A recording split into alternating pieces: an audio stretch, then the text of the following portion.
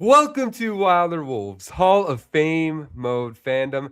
My name is Wilder Adams, and this is an episode right after the Minnesota Timberwolves and Denver Nuggets Christmas game. Merry Christmas, everybody. Hopefully, everybody had a fantastic holiday. Hopefully, you guys have a lot to be joyful for. Maybe not the thing to be most joyful was Scott Foster at the end of that Timberwolves game. He was the Grinch that stole Christmas, you could argue, depending on who you ask. We're going to talk about the Timberwolves game and all the good and all the bad and all the dominant moments from Ant and etc. It's going to be a fun episode. This is a Wolves Fandom Friday episode, which is every Friday we do a fandom episode, and we have a new fan today. His second time actually on the show. I am joined by my guy, Michael Massley, a passionate Timberwolves fan. He's got all the takes Minnesota sports related. I'm always telling him to get started and just do a podcast, man. But, you got to get that started, Michael. How are you doing? He's been pushing me to get one. I'm going to get one soon. He's been pushing me to get one. He's been one of my biggest supporters, man, behind the scenes. So I appreciate you, James, for letting me on here again. This is my second time on here. So I did something right the first time. So I'm just glad to be back. Yeah, absolutely. You did. Of course, when there's a game like that, we need some good opinions from fans in this community. And I just love having the opportunity to just talk with all these incredible fans after games every Friday. And Michael, of course, is a fantastic example of that. And so prior to when we really get into the thick of that game, Michael, of course, I'm sure you remember every single Wolves Fandom Friday episode, we ask the person on the show your Hall of Fame fan moment. And if you haven't listened to the show, it's essentially just what's a moment that super resonates with you, a memory of being a Timberwolves fan that just kind of goes in your head like, yeah, that is the perfect representation of my Timberwolves fandom. Before we get started in today's show, I am so thrilled to tell you guys about the first ever Wilder Wolves podcast sponsor, 612 Tees. 612 offers a wide range of uniquely designed Minnesota sports tees, and you can see these awesome Timberwolves options right here. Because I am chronically online, the one that resonates with me is the Wizard of Nas t-shirt, because I've spent a lot of time making memes, and I once made a Wizard of Nas meme, so it comes to life in this t-shirt, and I am definitely going to buy one. But there's not only Timberwolves tees here, because you can look up here. There's a ton of different sports. You can also get crew necks, accessories, etc. There's a lot of Nas Reed agenda right here, and we always promote a Nas Reed agenda on Wilder Wolves. And then you see this really sick Justin Jefferson crew neck. Use the code Wilder25 to get 25% off your first purchase. It's a great way to support a small business, and it also helps this show out quite a bit, so definitely check them out. So my Hall of Fame fan moment would be 2024 Game 7 on the road versus Denver. Ant, Rudy, Cat, Nas, Rudy's fadeaway, Nas's putback, Cat's dunk, Ant's three from the corner, pointing at the fan, talking smack. That I had the guys over that night, so that's number one all time, my favorite fan moment as a Wolves fan. Been a Wolves fan for a long time. That's number one, easy. The moment Rudy Gobert hit that turnaround fadeaway, I thought we were destined to win the title. Game over right there. They should have called it off right there. They should have went to the locker room right there. Denver knew that was destiny right there, the moment Rudy hit that shot. And it was so funny because I was in Denver for a cousin graduation, just purely not connected with the Wolves. And while we were at graduation for that, I was like, holy crap, it's happening, Game 7 here. And then we got tickets very spontaneously last second. Yeah. So that was definitely, dude, like I could totally relate on that's a Hall of Fame fan moment because that was insane situation. Yeah, that was the best. I can't deny that with you. Nothing tops it. Nothing tops it.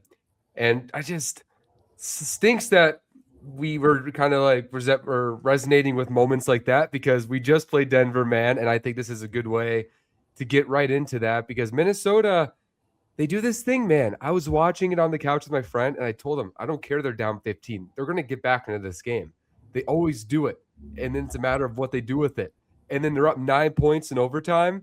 And then it looks like Denver's running out of gas. And then Minnesota gets cold. 13 free throws in 3 minutes for Denver. 27 points in 3 minutes for Denver during that stretch. Ant gets ejected. Just so much going on.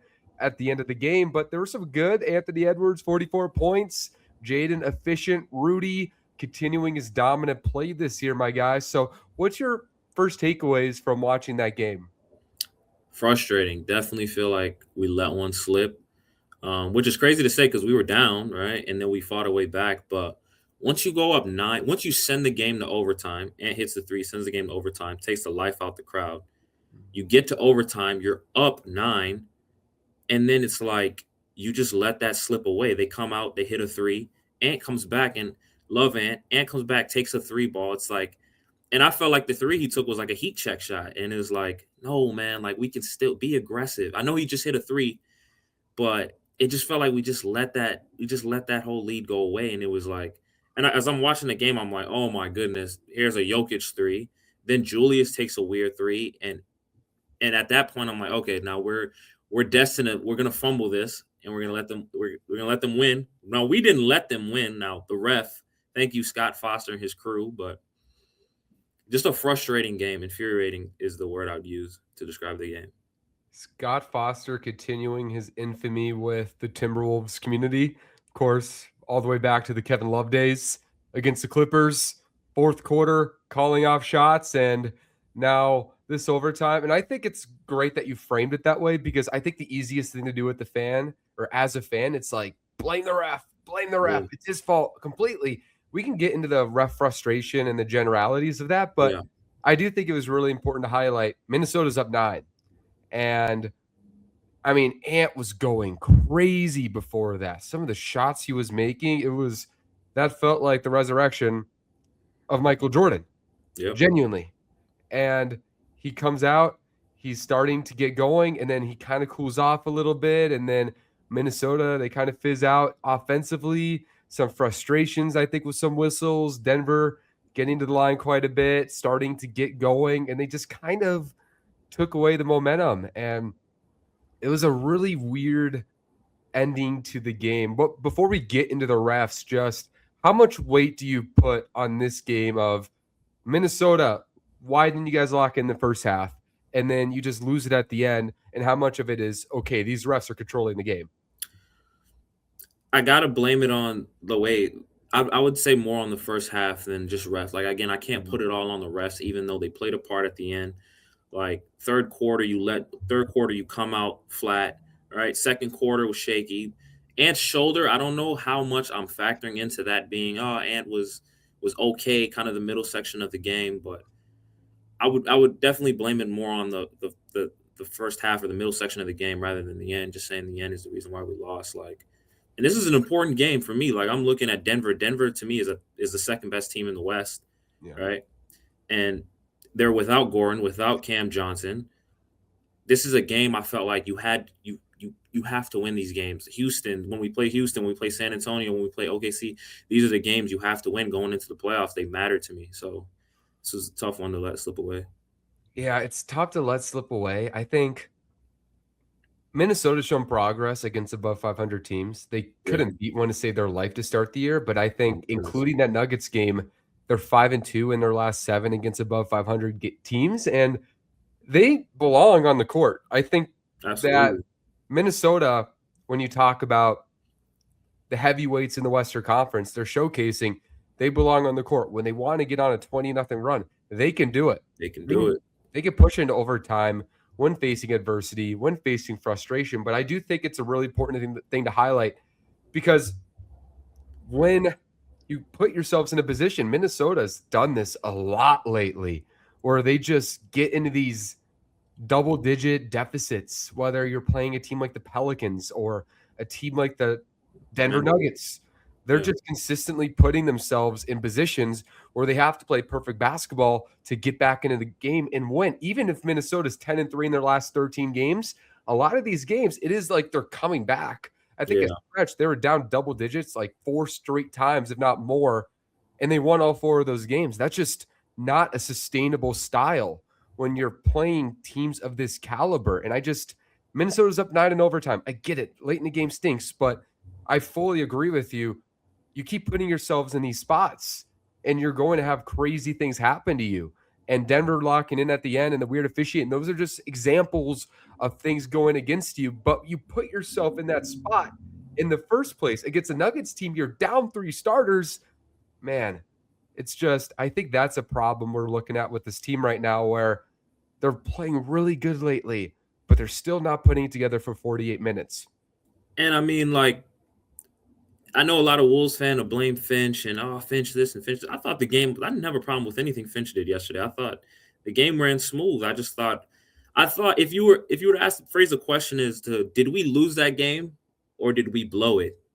You know what I mean? Like, I know that's a throwback to a Russell Westbrook question he got asked by a reporter in the locker room, but I feel like we blew the game more than Denver beat us, is the way I should say it. More than Denver beat us, because Denver's a great team, but I feel like we let one slip away. That's my feeling the next day. So Yeah, it does feel like that in a lot of respects. I mean, you look at the way they started, and Anthony Edwards carried a big load to start the game, and he has that fall where he kind of bumps into Mike Conley's shin, yeah, and then it looks like that got his shoulder, and then he goes 20 minutes where he's absent, probably pretty conscious about the shoulder, and then there's this moment, and Ant does this thing where it's mainly good. It's mainly really good, where yeah, he can feel a certain way, but then eventually he gets his head out of it, and then it's like, boom, we got to take over.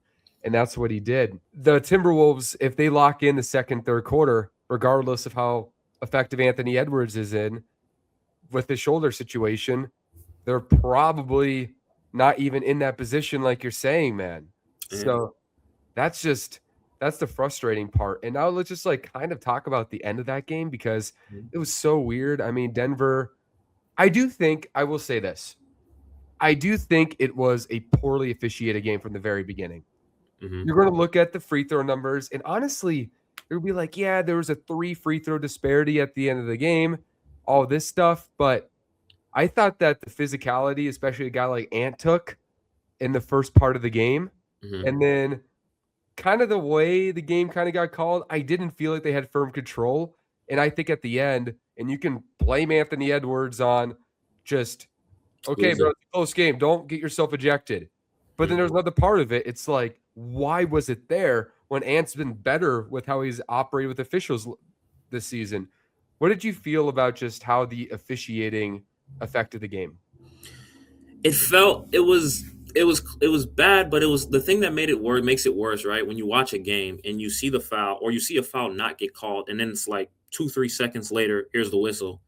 I don't know about you, James, or my bad. I don't know about you, Wilder, but to me, those are the worst type of, like, I hate when that happens. You get the Rudy loose ball foul with Jokic. That, to me, and maybe it's a Wolves bias. That's a nothing play. You can't say, "Oh, that's a foul." To me, watching that live, I'm like, "Oh, okay. What do you call that? That's a loose ball foul." The DiVincenzo play where he's mid court, Jokic is running towards him. He goes straight up.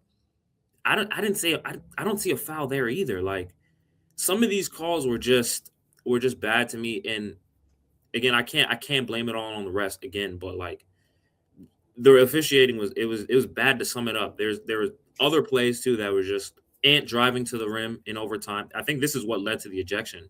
He drove, because after this he wouldn't stop talking to the ref.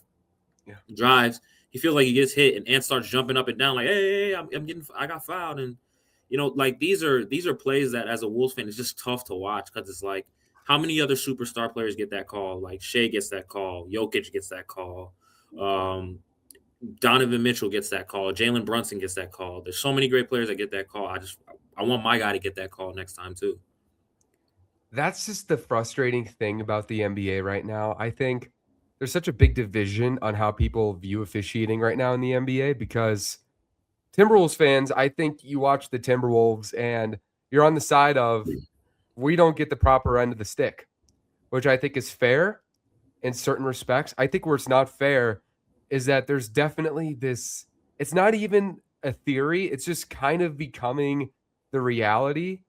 The NBA really favors, just say it, flopping. They Yeah, favor flopping.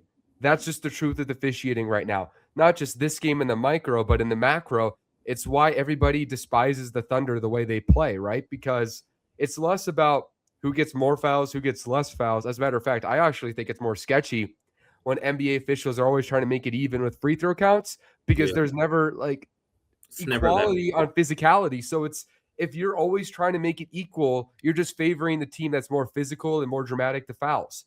So that's kind of the problem with that. But a guy like Anthony Edwards, who's physical, who gets to the rim, who plays with coordination, right?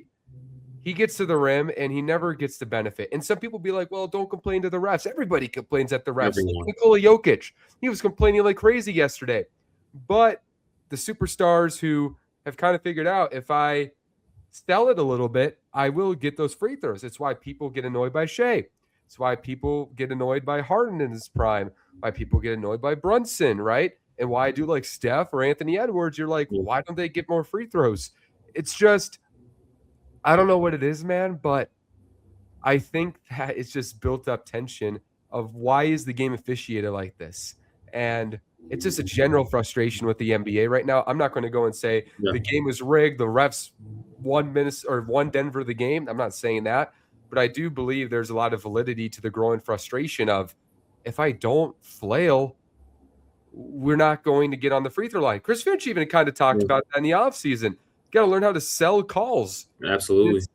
It's really bad in the NBA right now. And I just think this game was another example of why it's bad. It's a bad product when, there's an imbalance and people are kind of like, getting a little physical into each other, like competition. And then a Jamal Murray just falls on the ground. Nobody wants to watch that crap.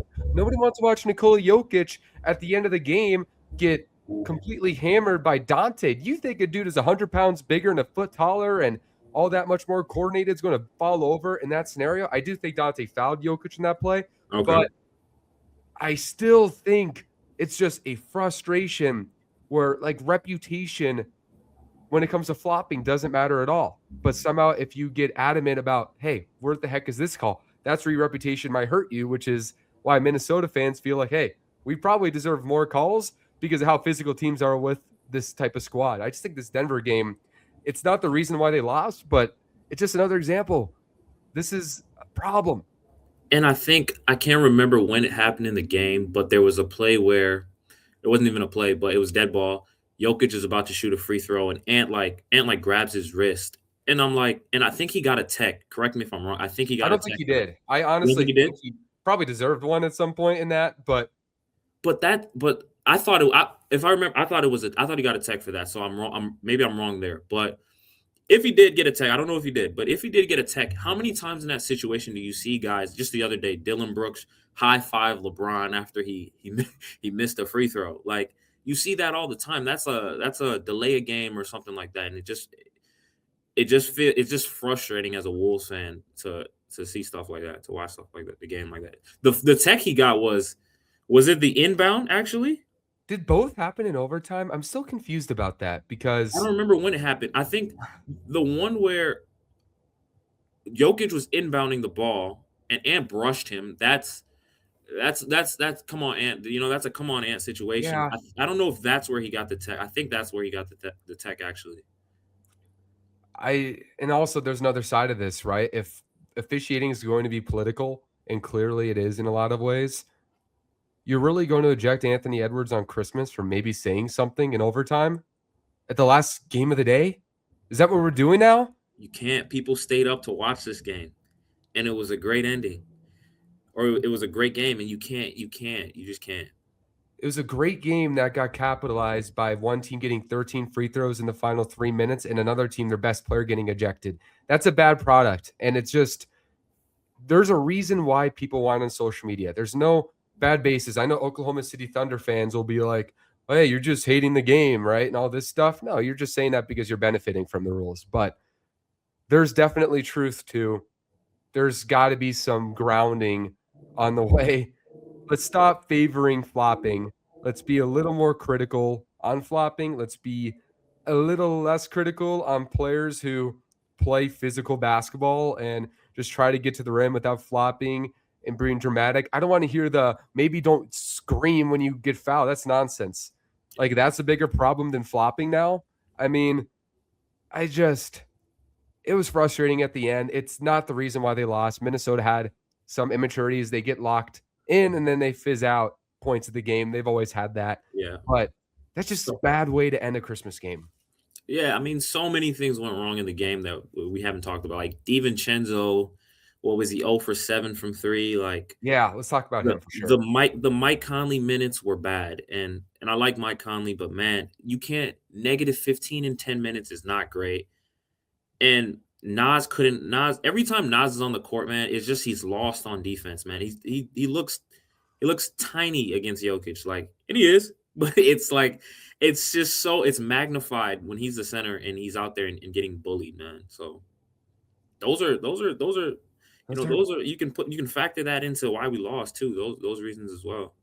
Yeah, those are big reasons. I mean, the point guard play has been inconsistent all season long. Dante's by far the best option to start on the squad, Hmm. and he is as inconsistent as it gets in offense. I mean, you'll get a 21-point game where he hits 6 threes, and then you'll get 2 points on 1 for 10 on Christmas. You will get a Thunder conference finals where he's just not involved, and then you might get 40 points in a playoff game like he did with the Knicks the other year. Like Dante, that's a good conversation to have because we talk about when or if this team is going to upgrade at the guard position. You look at a team like Denver, and it's really a question. Can you really take down some of these real mountains when it comes in the biggest moment when you don't know you're getting 16 from Dante or 2 from Dante, and you for damn sure know you're getting 5 points and 35% from Mike Conley and Rob Dillingham? I know that's a simple way to break it down, but just another example of how inconsistent the guard play is right now. If he was just consistent, like no one's asking Dante DiVincenzo to go out there and average 18, 19 points per game. Just be consistent, man. And it's since he got here, it's been like I remember last year he started off slow, then he had hit a little hot streak, but last year it was a very inconsistent year for him. This year is the same thing, and it's I don't know. Do we make a move at the deadline? Do we do this? Do we do that? Do we just stay with what we got? Do we give Bones more minutes? I know Bones is a part of the rotation now. Do we give Bones like more of an opportunity? I don't think so. I think Dante is the best like option Yeah. of all the guards, but it's gonna be tough, man. Because you look at the other teams out west, like you look at the Lakers and they got the options at guards. Even though I think we would hammer them in the series. Yeah. You got Houston, good guard play, nothing elite, but great. They have good guards. You got San Antonio. You got OKC. Like, I think it comes down to it. Dante's gonna have to be just a little bit more consistent. I'm not asking him to be our third best player. Like nothing like that, man. Just some type of consistency from you shooting the ball. You can't shoot 10% in games like this. You And can't. Dante, I mean, that's just kind of the nature of Dante. I don't want to frame it as Dante. We don't like Dante on the show. We do. I mean, one thing you're getting consistent with Dante is the dude plays hard. He competes on defense. You're getting that. And when you get a highly productive offensive game, that's great. Dante was 2 for 11, 0 for 7 from 3. Game before, he was 3 for 9. And then he goes 18 points, 7 for 11. And then he has, you just look at the last 10 games, he has 3 games where he's below 7 points. And then he's got some 18 point, 19 point, 21 points. You just don't know what you're getting from Dante every night. And you play OKC, you play Denver, you play Houston. These are just going to be San Antonio. All Yeah, these teams right now, just that's the thing with Dante that's really interesting because I am very pro keeping Dante on the squad.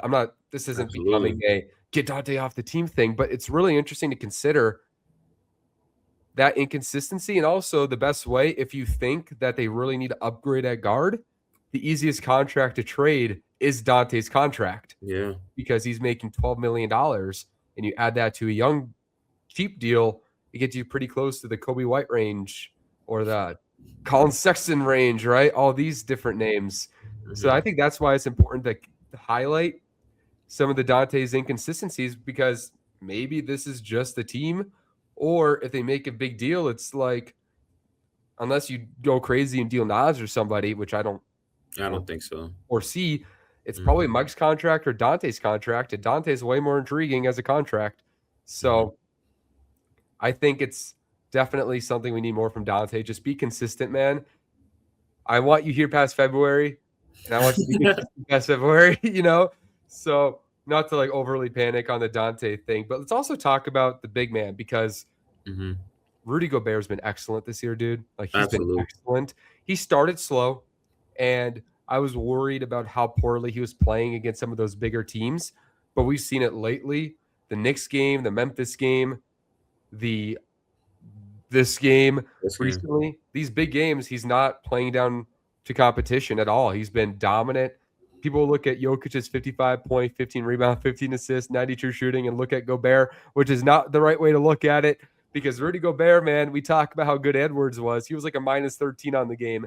Rudy Yeah. Gobert was a plus 28, and he had 6 blocks, and he Mhm. has a double-digit rebounding game again. How critical is it that they find an answer around Rudy Gobert? Because it does feel like right now, Rudy Gobert and Anthony Edwards, Ant's kind of carrying the offense, Rudy's I was gonna carrying the defense, and then when Randall and Nas are on the court, and then it's Nikola Jokic on him. Julius was good, by the way, but Jokic just too much for him. How worried are you just about the team not having a backup center right now when you play a team like Denver? It's a little concerning because that's when we beat them. When we had Cat, we had the Cat when we had Cat, Rudy, the size. You know, it's a little concerning. You took the words out of my mouth. Though. I was gonna say I don't know if it's as important, but what Ant is to us on offense is what Rudy is on defense, and the league is scared to say it. And people on Twitter are scared to say it. Number 5 is on the way. He deserves the 5th DPOY this year. He's clear front runner to me. As far as like looking in the future, I don't know what we can do. I don't know what we can get, whether it be buyout or trade deadline for an extra body at center, but it's something that I think we need, right? Especially against Denver. If like Denver is who we're looking at, Sengun as well plays a similar game. Like I don't know what direction you go there. So like, but I do agree that they do need to get more size, a It's backup center, preferably. Yeah. it's funny because now we're kind of getting into 2026 now, and it takes time to figure out like what is this team great at, what they're lacking. One thing's true with this team right now, and this Denver game is an example. Minnesota's really good. Anthony Edwards, one of the very best players in the world. Yep. You can argue he's the 4th best. I'm not saying Absolutely. he is the 4th best, but Anthony Edwards is the 4th to 7th best for sure. And Jaden's playing well, and Julius looks good. Rudy looks good. The 2 things on this squad right now are backup big, and if this team needs another point guard. What do you think is the bigger priority for the squad right now? Guard position. I think it's the guard position. I think it's the point guard position. I think, you know, beginning of the year, you think, Terrence Shannon, he's not a point guard, but he can play make a little bit. How's that gonna work? He got hurt. You know, Mike Conley, can we squeeze a little bit what's left in his career? It's not looking like it so far. Is Rob gonna take the leap? Then you get the Bones Highland for me came out of nowhere, and I'm like, oh, Bones Highland looks good, and then DiVincenzo inconsistency is so to me the guard position is just so it's a scary situation, honestly. Like I don't know what you can do because I don't want to trade. Like I've seen the Darius Garlands and the Kobe White. I'm not really for it. Like especially Darius, I'm not. Don't you're not trading anything for. I'm okay. So I think guard is where it's the scariest right now because I trust Rudy in the playoffs. I do. You know what I mean? Some people different opinions. I trust Rudy. I trust Nas to some extent. So yeah, Yeah, I think that's a great way to put it, and I do agree with you because one, you mentioned at the playoffs, you're playing Rudy probably 37 minutes, and exactly. then you're, if anything, you're putting Randall and Nas on the court with Rudy in certain rotations rather than having big portions where Rudy's off the court against a team like Nikola Jokic. So I think the minute aspect makes a lot of sense. And also, there's this other aspect where Minnesota, they got big to take down, I think, the Denver Nuggets. Hmm. And Minnesota, I think, added a little more shot creation to take down a team like Oklahoma City. And it does feel like this team tries to pivot its roster toward who is the big bad wolf of the Western Conference. And Rudy Gobert is plenty when you play against the Thunder with their front court rotation. It's more about can you withstand what they have as guard pressure, whether it's Cason Wallace on you, Alex Caruso on you, Jalen Williams on you, Shai Gilgeous-Alexander on you. They have so many Report. guys they can throw at you. And right now it's Anthony Edwards and Julius Randle, and McDaniels is getting better there. And Bones Mhm. has a little bit of creation stuff, but not enough to trust in a playoff setting.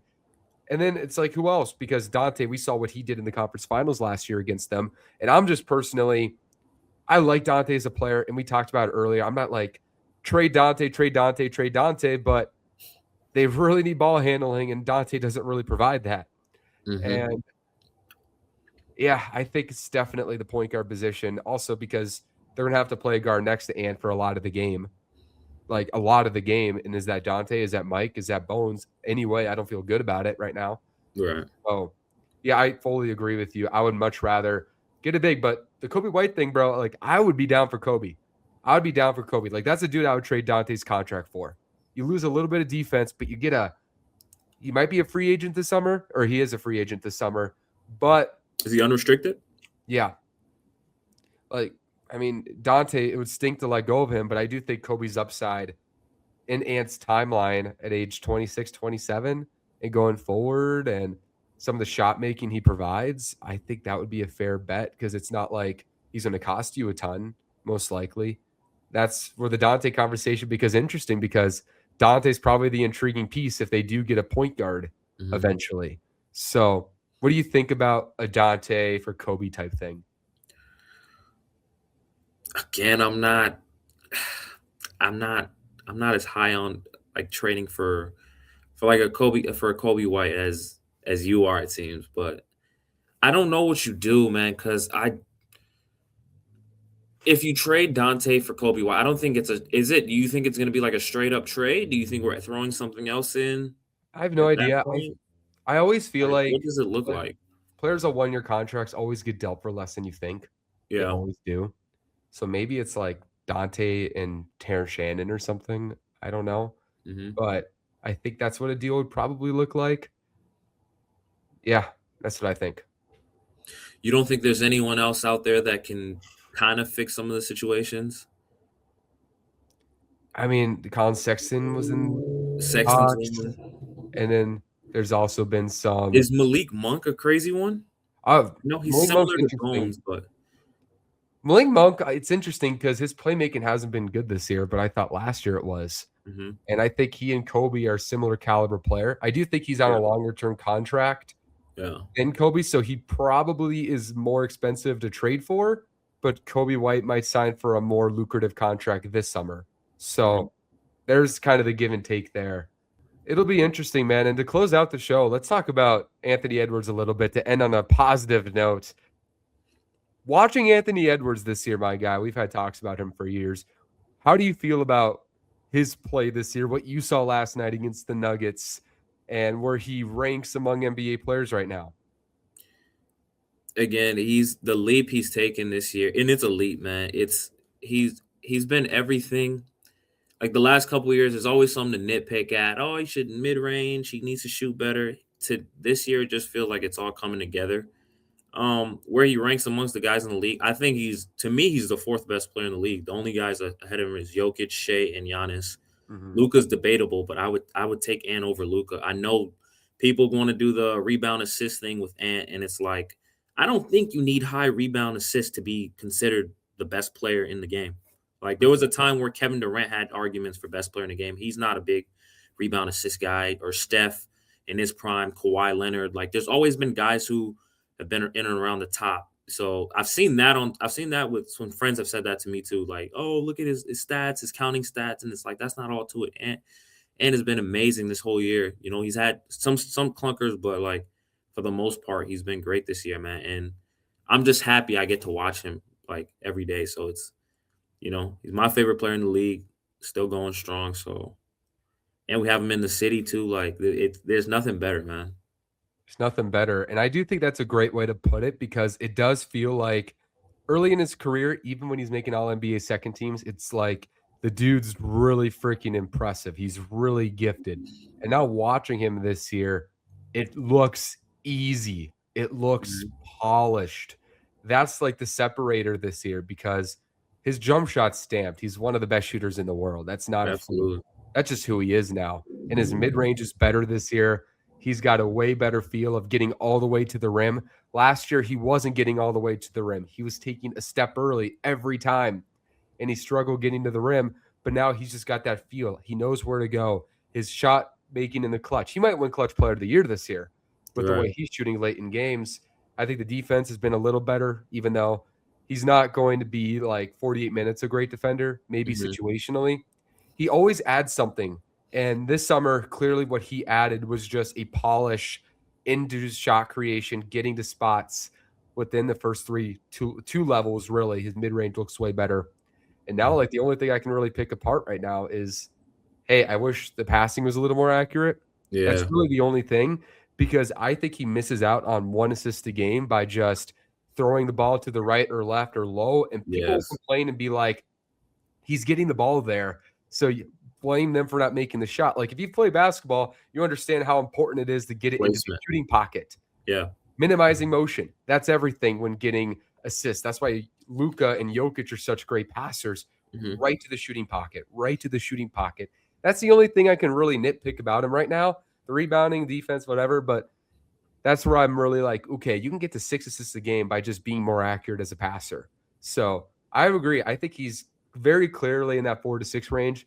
Debate Giannis, or not Giannis. Debate Wemby, debate Luka, debate Ant, rank them. I don't care, but he's in that group.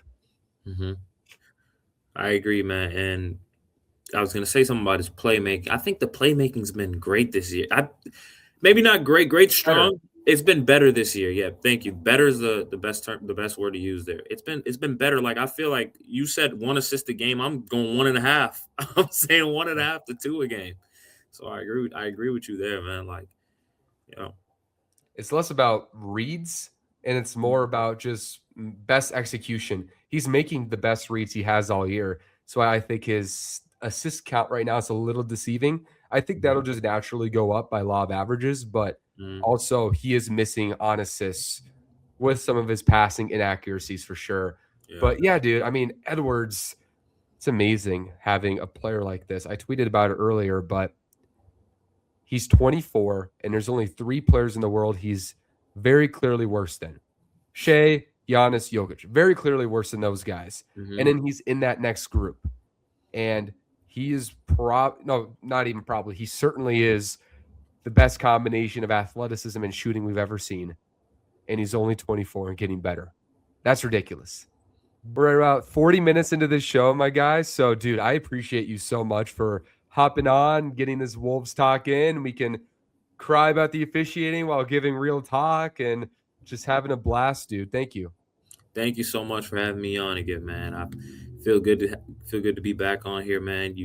The amount of support you showed to me, like, I appreciate you so much, dude. So appreciate you for having me back on here once again. Of course, my guy. And everybody, if you ever want to be on this podcast, Wilder Wolves podcast, Wolves Fandom Friday, definitely jump on. All you have to do is email me, wilder@wilderadams.com. You can also DM me, What's on Tap NBA, on Instagram and X. It's definitely a great way for Timberwolves fans to get their voice out there while the Timberwolves go through the big moments throughout the year. So definitely come on the show and also subscribe to this show, because we're going to continue pushing out content, creating an incredible community in the Wolves field. So I appreciate you guys so much. Michael, thank you for being on the show. This is Wilder Wolves Hall of Fame Mode Fandom.